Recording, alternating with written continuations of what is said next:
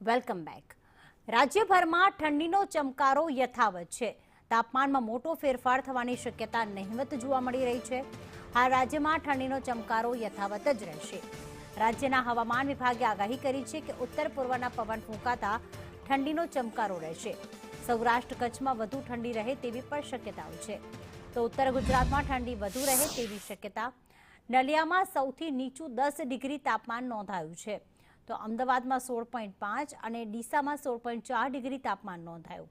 આ ઉપરાંત ગાંધીનગરમાં 15.5 અને વડોદરામાં 14.4 ડિગ્રી તાપમાન નોંધાયું.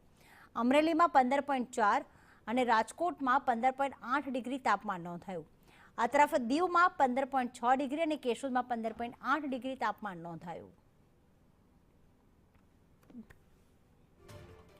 તો રાજ્યમાં હવામાન વિભાગે જે આગાહી કરી છે કે હજી પણ ઠંડીનો ચમકારો યથાવત રહેશે. ઉપરથી ધીરે ધીરે ઠંડી વધતી જશે.